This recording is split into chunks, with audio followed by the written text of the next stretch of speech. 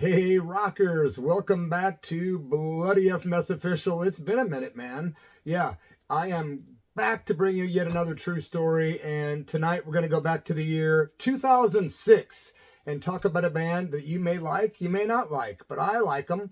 They're called BUCKCHERRY. I used to make fun of the name and say, oops. Wow, Jim Morrison just lost his microphone stand. I used to make fun of the band and call them, Chuck Berry, BUCKCHERRY.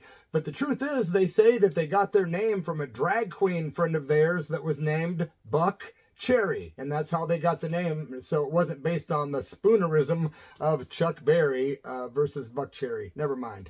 The band started in California, I think Anaheim or the LA area, around the year of 1995. They released 2 albums. The first album came out in 1999, the self-titled BUCKCHERRY album. Great album. I was working in radio when that came out, and I played them a lot. And I grew to like them. Even though they were kind of a radio band, they were a really good rock and roll band with some good lyrics and good music and great riffs and some memorable songs. I was on board, man. A second album came out in 2001. It's called Time Bomb. And of course, I'm going to talk today about the band and their third album, which came out in 2006. And it was called 15, I believe. Yeah. And it was the tour they were on was for the album 15. By the way, I'm experimenting right now in my brand new music / YouTube / music room. Yeah, it's a cool room that I'm putting a lot of music in, and this is my first YouTube video in the new room, and I'm experimenting with some light and stuff like that, so bear with me as I get my bearings and get back on track with regular videos being released, hopefully. Yeah. The band was pretty awesome. They were playing the Heart of Illinois Fair at Exposition Gardens on July 15th in the summer of 2006. And when the 15 album came out, they had a couple hits that were very big, the biggest hit songs to date.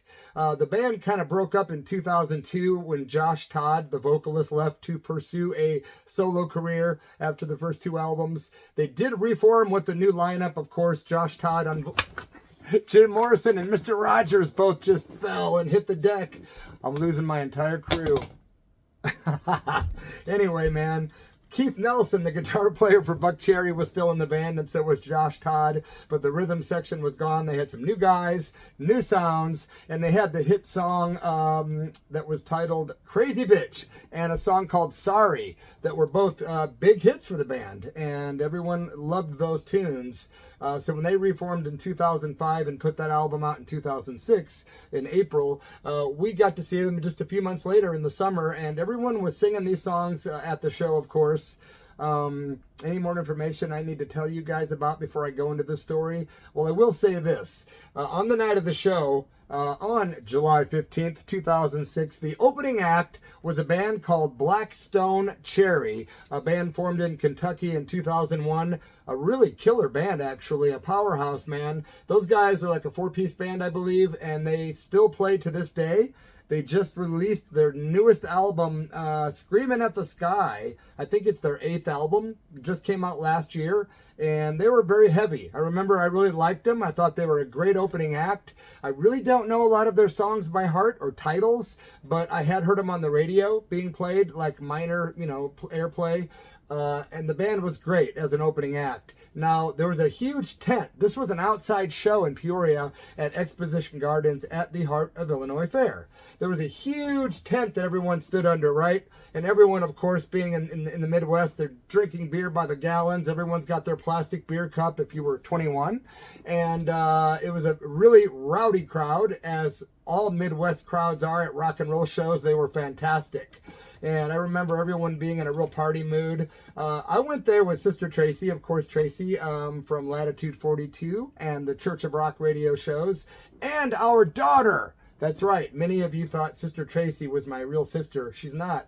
That's just her Church of Rock name, like Reverend Moody.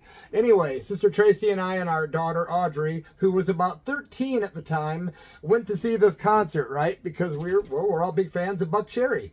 And Blackstone Cherry pretty funny. There was 2 bands with the name Cherry on the bill. Blackstone Cherry really did kick some ass, man, and we were all into it. And I remember by the time they went on stage, the place was packed.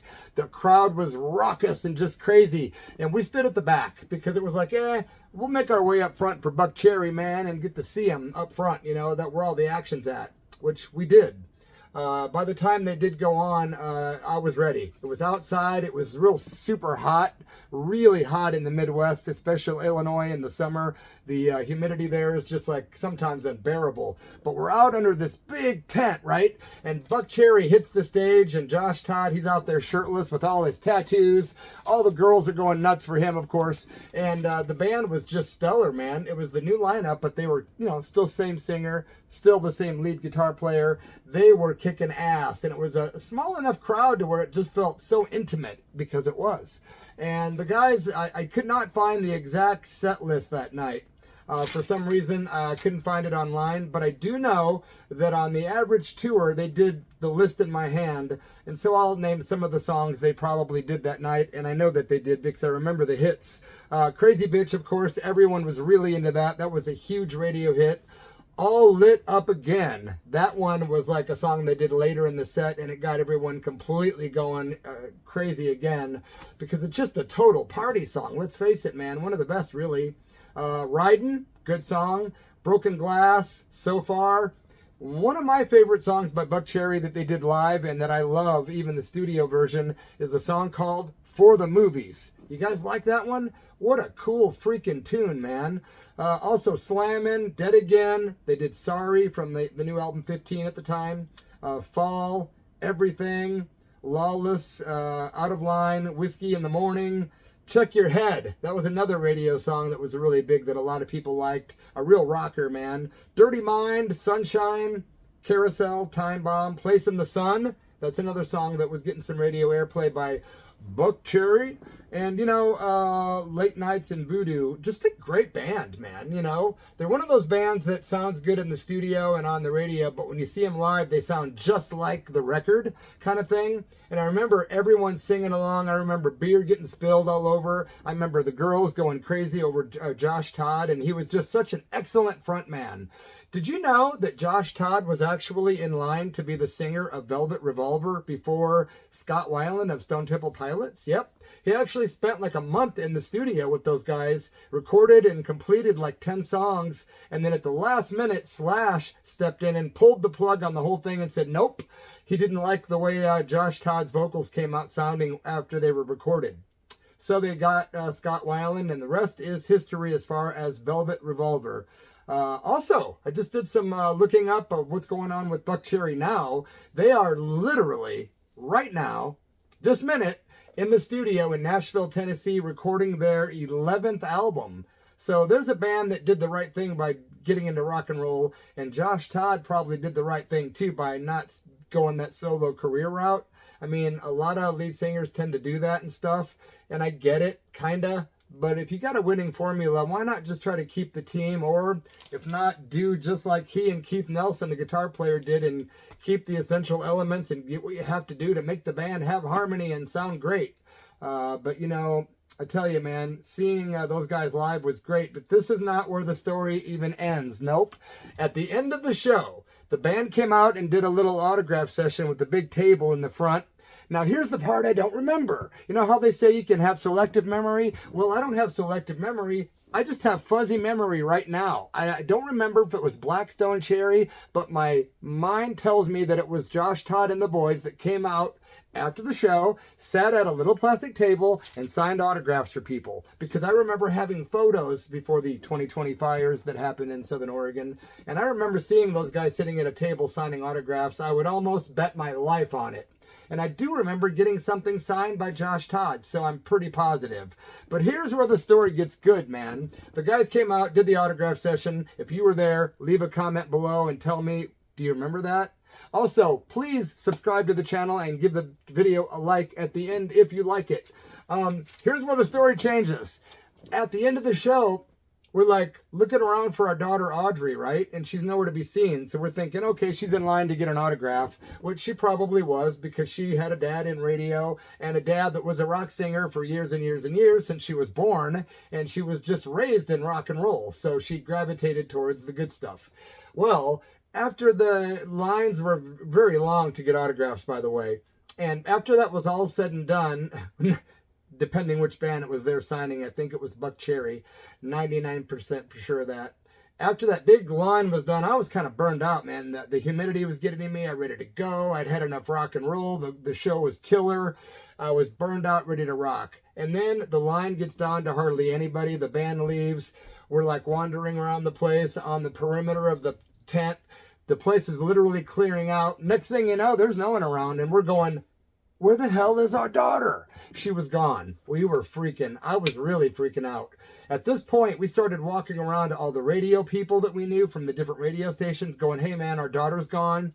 And people started kind of tripping out and getting paranoid, like, what happened to their daughter? And everyone's being asked, all the people that work there, all the radio people, all the staff, all the people on stage. Nobody knew where our daughter was at. Finally, Tracy and I kind of started walking around to where the buses were at, where the band was kind of hanging out. And we saw where Josh Todd's bus was at, the singer for BUCKCHERRY, of course.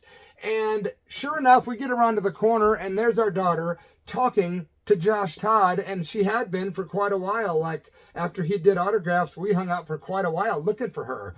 Turns out she wandered back, ended up finding Josh Todd and had quite a long conversation with him, and he was extremely nice to her, a total gentleman. And then at the very end of it, he said, hey, I gotta go because I call my wife and my kid every night at this time. I'm pretty sure the kid part was real. I know the wife part's a fact, but I'm pretty sure it was a kid too that he called. But it was cool. We kind of respected the fact that he wasn't getting wasted. He wasn't blowing off his fans, no matter how young. He was being cool and not being creepy. And he also made time to sign her stuff and was cool to her, talked to her. She was protected back there with the dude. She said it was super awesome. And I think he even brought her on the bus for a few minutes and showed her around, which was cool. Like I say, not creepy. He was just being, hey, you're a fan, I'm a rocker, check it out, man. Here's our digs. This is where we live. And now I got to call my wife. We thought that was cool that he called his wife every night after he got off stage as part of his daily living ritual in order to stay close to them and have a good relationship. So, you know, you may read the title to this video and think, oh my gosh, another creepy rocker having his way with some young kid, fan. Nope.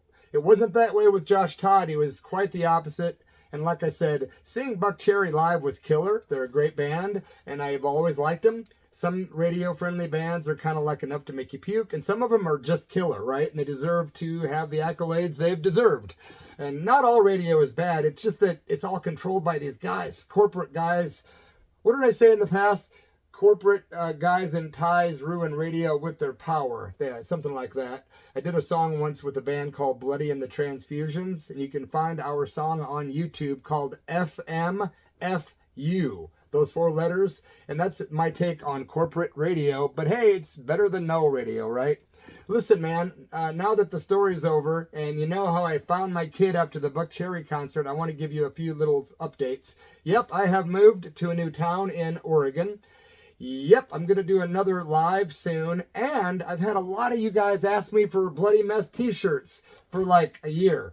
And I always say, I don't have any. Well, guess what, guys? I'm going to have t-shirts made here like in the next couple of weeks, I think. So they're going to be black shirts. They're going to be one-sided on the front only. They're going to be like a cartoonish kind of picture of myself holding a microphone and doing my thing. And they're going to be very colorful and very cool. And the artist is the great Andrew Goldfarb, who goes by the name The Slow Poisoner, a killer one-man act based in San Francisco. Andrew does great art. If you need to get a hold of him, he's available, I believe, on Facebook, and he's very reasonable.